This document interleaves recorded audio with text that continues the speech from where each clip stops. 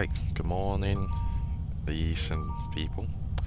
So we are into hopefully our final few days of testing things, um, and we've done a Yaw Damper Revision. I'm going to get the arrows to test. I still need the guys to give me some conclusive feedback on the autopilot system, which on my side of things, when I test right now, will be fine. But we need to just be sure that it's stable enough at the higher speeds, at higher altitude. So at your 36,000s and above, between 45,000, we need to make sure that even till it gets to its maximum speed of 510 knots, that it's stable enough. Till then, hopefully it should be done this week. Like all the remaining things, changes that maybe I want to do. I might change the interaction UI to Roblox's new system, which should be a little bit more stable. But yeah, till then, obviously what I'm gonna demo as I also test myself just to be sure of the autopilot.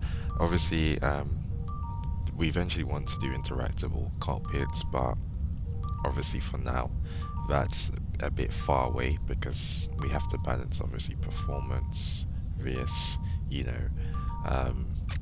having those fancy type of things. But I did go ahead and just mess about with stuff like that.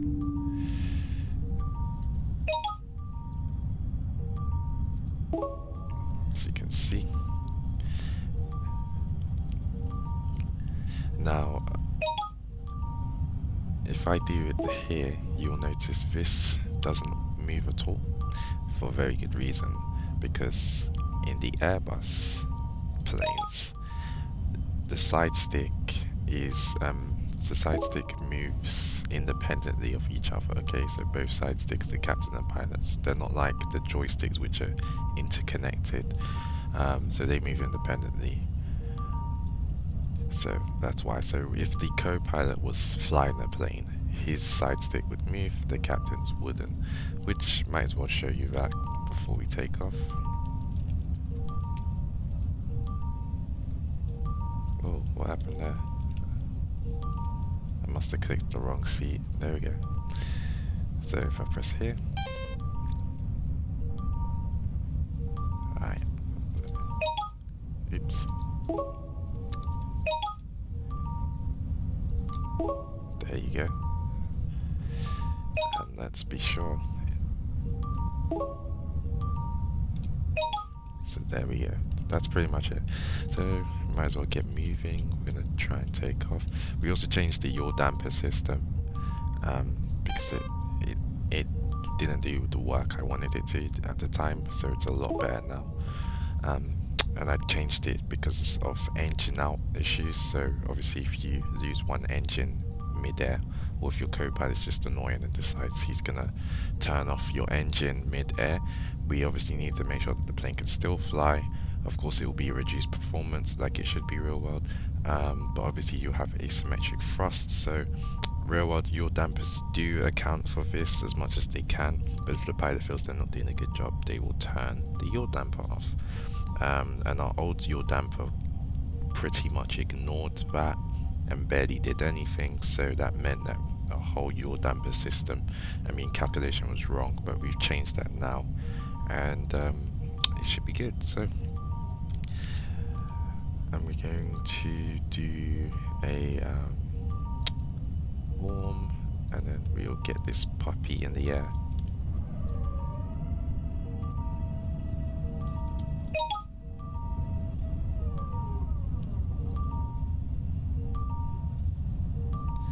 As you can expect, this is going to go, the moment I use this, it's obviously going to move the throttle instantly forward, because it should. That's what it will do if you're using such a system. So here we go.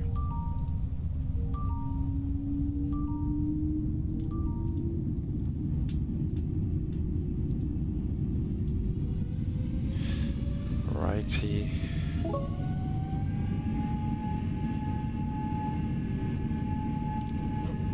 There we go.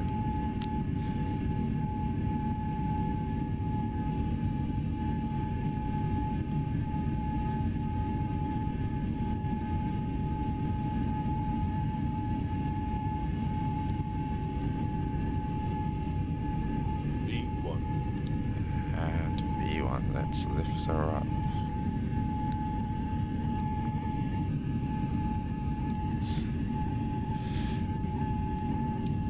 Gears up, positive rate.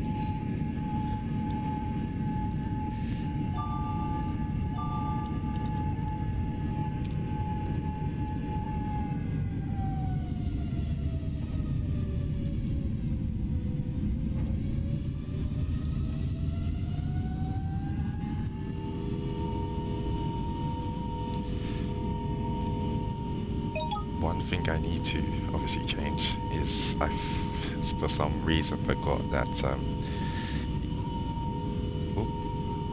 our angle, forgot that vertical's too high. So what I forgot accidentally is that if you want to pitch up, you got to pull back on the stick, and if you want to pitch down, you push forward on the stick. So I'm going to change that revision later on. But yeah, pretty much everything is pretty good as it should be. Except that I'm trying to maintain a stable vertical speed there. Might as well turn on the autopilot now. So I'm going to pitch down ever so slightly to turn on my autopilot, and then we'll maintain 3000. There we go.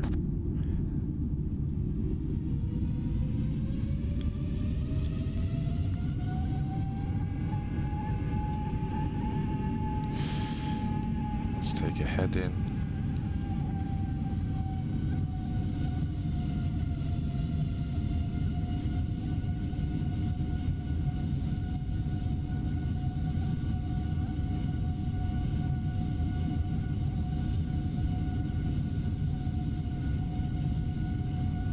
As you can see, annoyingly, floating point is starting to exist on our plane so quickly. It's such an annoying issue with Roblox. That's why I can't keep all the buttons and the really nice stuff on the cockpit here, because for some reason it just gets insanely worse the more detailed your cockpit is. So that's why if you've seen Flight9's cockpit, it's not as detailed as this for very good reasons. Even AirX, it's a bit more sorted better, because when you're using vector forces and you're using the proper physics, floating point errors start to become a bit more of an issue.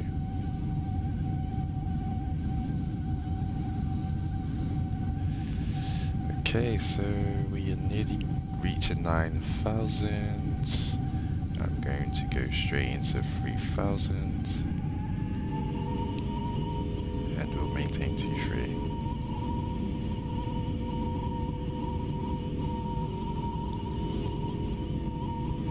At this point, I'm going to want to go for a heading of 50.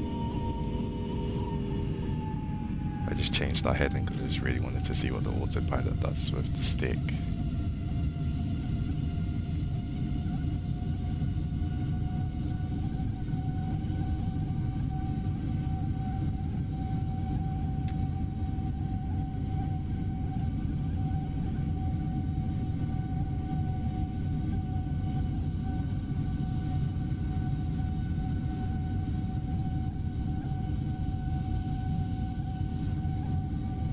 As you can see, the vibration, the floating point errors of Roblox starts getting worse the faster you go and the farther you go from the center point. But it won't affect the physics of this plane until you go out 2 hours at least, and 2 hours away from the center point. Then you really see the physics die.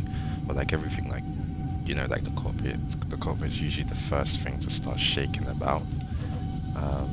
But like if you look outside, you can't really tell what's going on. It's literally just the cockpit that starts going out like that, because it's the first bit that they start noticing floating point errors. It's just Roblox, pretty much. I can summarize it as. So we're flying pretty calmly as it is. Yaw Damper's doing her job. To show you how the Yaw Damper works, let's give you a demo, because we might as well turn now. We're gonna go for heading. I think it's 200. See the rudder? The rudder starts deflecting to keep us with a good yaw rate. Now I really want to see what the cockpit's showing here.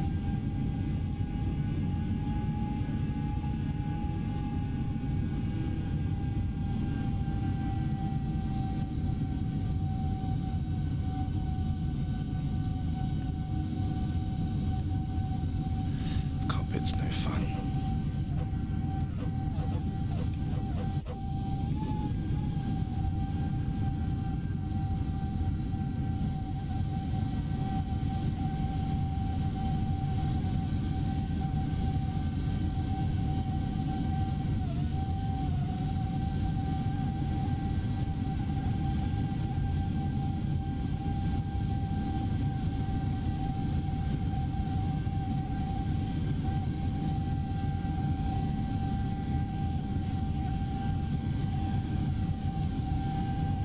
I'm gonna park it here and just keep the altitude pretty much here. I can't pretty much be bothered to go all the way up today. So yeah, we're gonna now pretty much fly over. We'll maintain the 350 and give us a good amount of speed.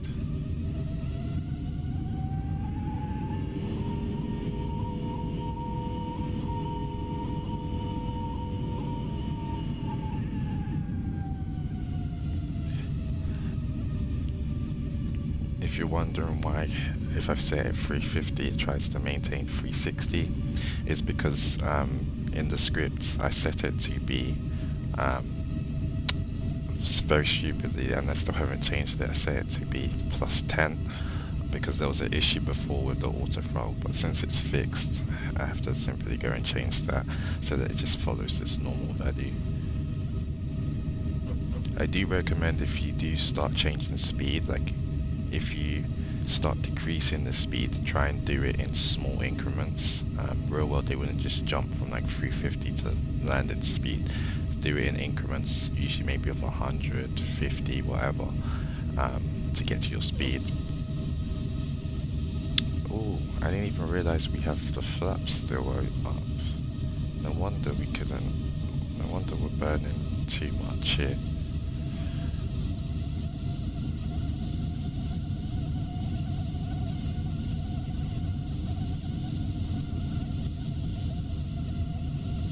Gonna need to reduce the lift substantially off from the flaps, because that was too much.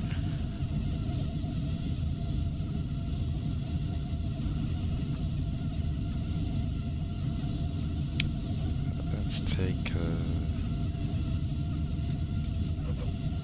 go into the plane again. Let's take a detour to 150.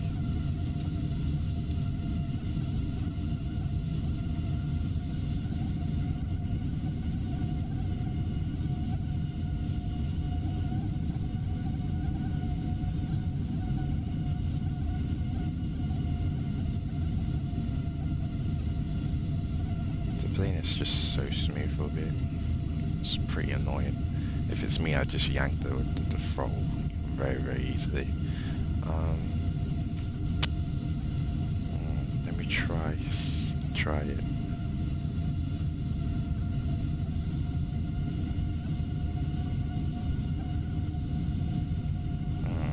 It's annoying that he's so smooth. I guess it's the auto throttle after all anyway. Technically the auto throttle anyway shouldn't be touching the side stick, so I guess the smoothness makes sense.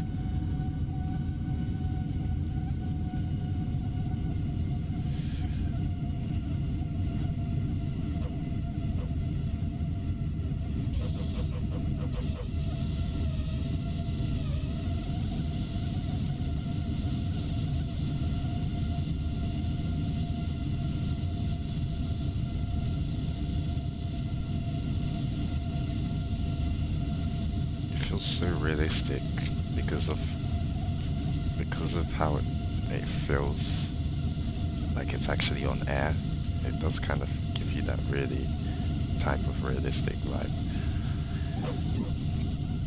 Anywho, we're pretty much coming to the end of this video. It was just me flexing, pretty much, and also just testing that the Yaw Damper does her job, and at least we can get close to 400 without the plane spazzing out.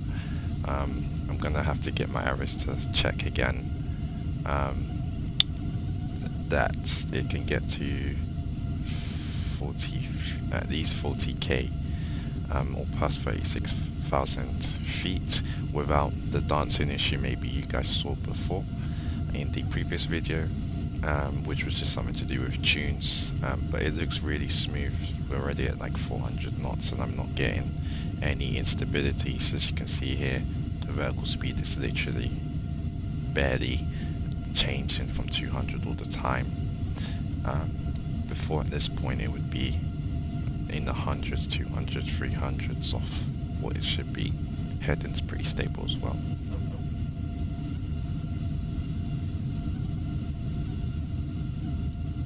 Let's go 300.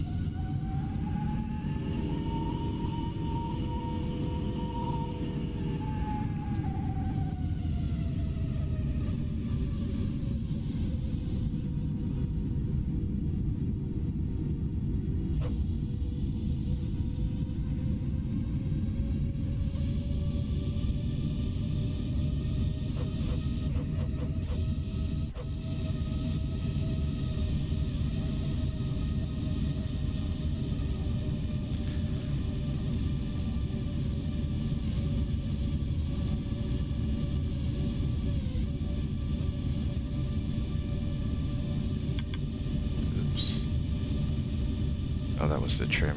That doesn't matter because the trim automatically is done itself. I'm gonna hop out of the plane and hope I don't fly out. There we go. And now what I'm gonna do is I'm gonna be annoying. See what happens if I turn off the engine mid-air.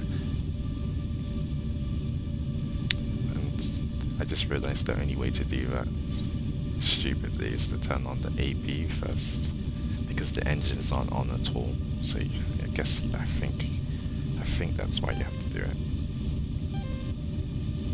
Let me just turn on some lights there.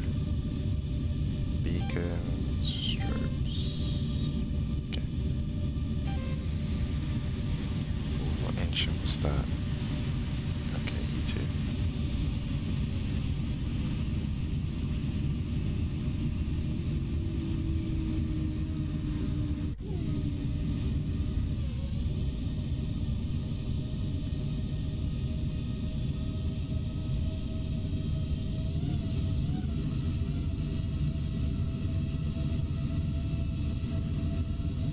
You'll start seeing the throttle very, very slowly as the engine starts losing power. You'll start probably seeing it going up. We won't be able to reach a certain altitude anymore in terms of climbing anymore. It will be expected for us to, I think even now actually we're actually in a fine altitude. If we were like 40,000 feet, you'd have to start climbing down if you lost the engine like that. So it looks like E2's nearly out. You can actually ignore that effort. And I left the APU on, rookie mistake. You can see the throttle has gone up because we're now on one engine operation. Let's set ourselves back for 200.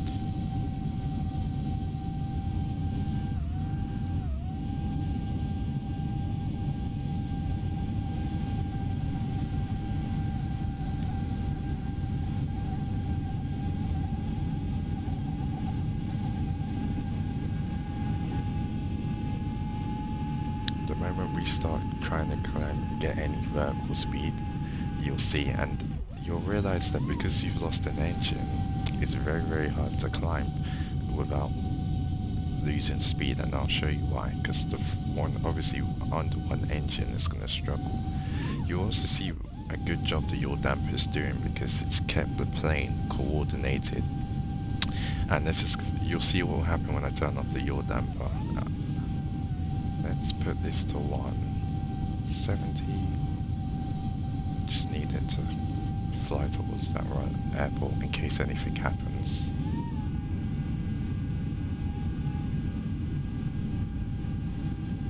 Cool. Okay, I'm going to turn off the yaw damper now, so once it gets to 170 I'll turn it off. I don't want to... Okay, I'm turning it off now. Okay, you can see this engine is starting to take us off our track. And you can see that we're moving, if you look at this line, try and get a line here, you can see we're slightly bent. We're slightly bent. If I turn on the yaw damper, and the reason we're slightly bent is this engine's still on, and it's pushing the plane towards the engine that's off, aka asymmetric thrust. So ideally, if I wanted to climb, for example, right now, let's say I commanded the climb, because we only run on one engine, we're going to struggle to climb, so it's going to go to full throttle.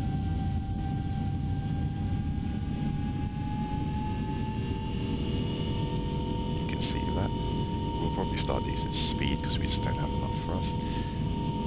And you can start seeing that this, again, more force, starting to still slightly go off. If we turn on the yaw damper, you'll see the correction there. And now we're corrected back. Of course, this oscillation, when we turn it back on, I'm assuming it's because we're just at a bit of a high speed, at a higher altitude. Ideally, you probably would have a tune that's a little less as strong as I have there, so that's going to be another thing I'll look at tuning for the speed, like I've done with everything else. As you can see, we're struggling to climb now. It's all in one engine operation, as would real world. If we go up even more,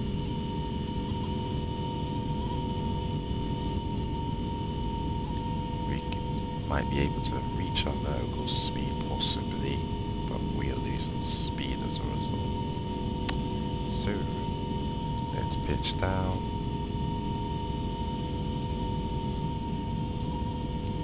Gain some of that speed back.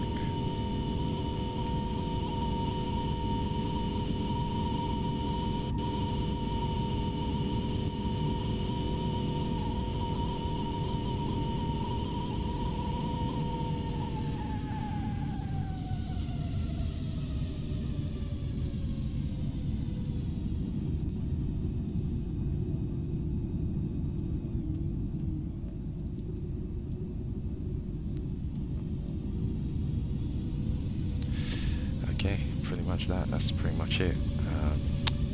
I am probably going to go turn on the second engine now. Oops.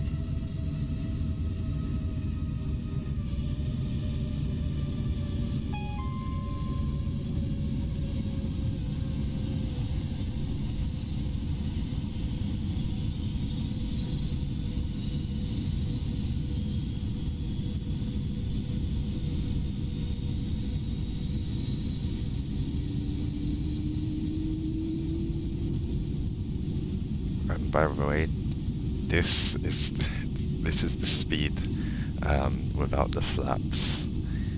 So don't worry about that. This is the speed that it estimates near correctly, pretty much, that you'll be able to take off with if you don't have the flaps on takeoff setting. So don't worry about that. And obviously it's because of our weight. The reason we also struggle to climb a lot, well, we should struggle to climb, at least when I nerf the flaps a bit more, because obviously the flaps on Takeoff is a bit overpowered, but we will nerf them a bit more. But yeah, when you have fuel, this will eventually make it easier to climb, because as the fuel reduces, the weight reduces, and you'll be able to climb to higher altitudes, at least 43,000 feet if you're at 260 tons or less. At the moment it's a very big struggle to do that because we're just way too heavy and we've not lost any fuel. Okay, so 2 engines are on. I'm going to turn off the APU.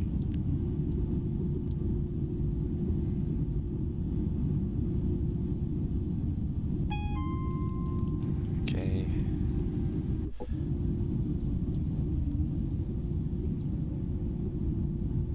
Alright, time to take control from the autopilot.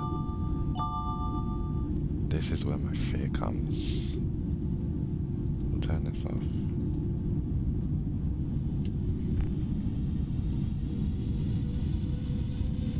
Okay, here goes.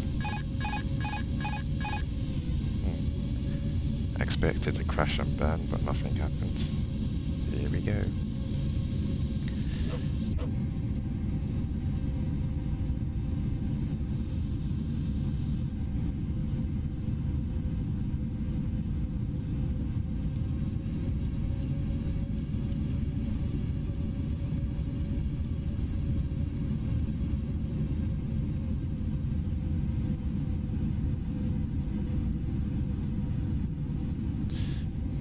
Using keyboard mode is fun, but I'd rather use mouse mode for precise flying.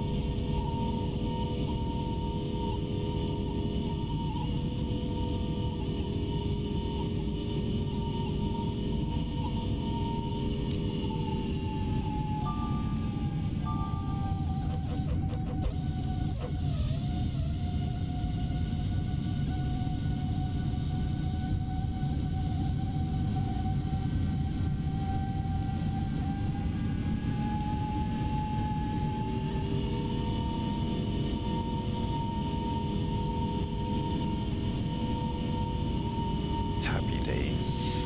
Let's try it. Let's try it as much as we can to avoid the pit, the bank warning, but see how far we can stress this thing.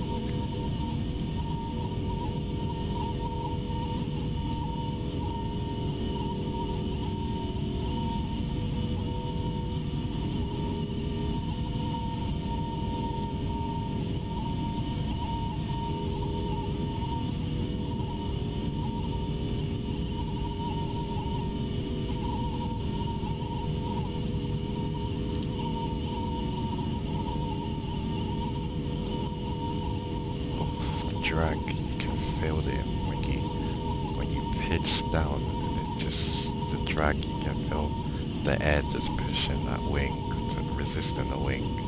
It's actually, it feels really nice, to be honest. You see how I started from the top and then it just slows down because of the air resistance. Very nice. Lol.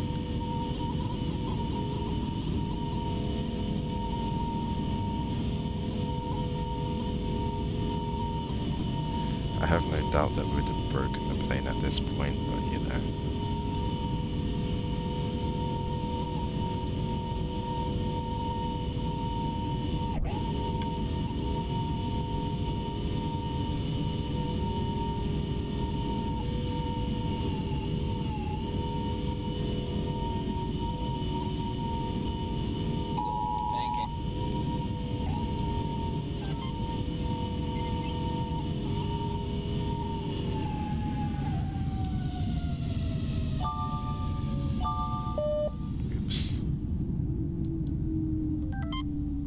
wasn't very nice.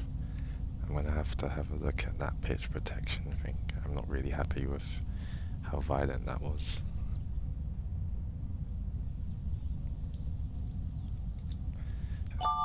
What I'll do is I'll use the same method I used for the autopilot when I want it to set everything to 0. And then I'll use that for the pitch side of things, so that we've got some smoothness.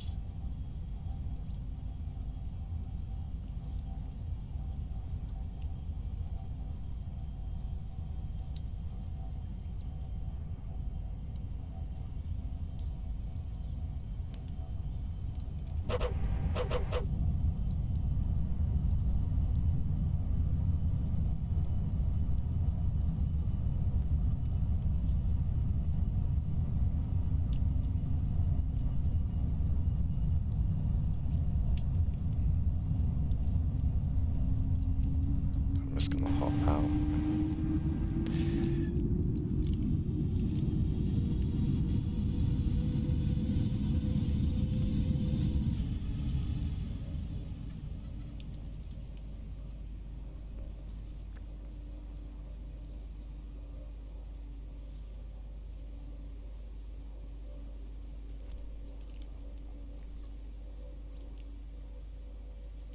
Such a pain.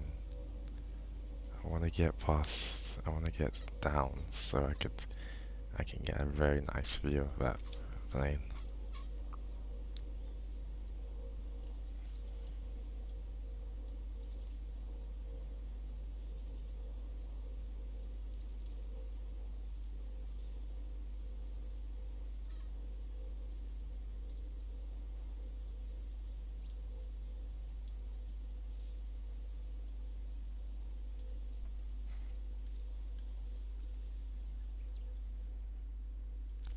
Well, that's the end, guys.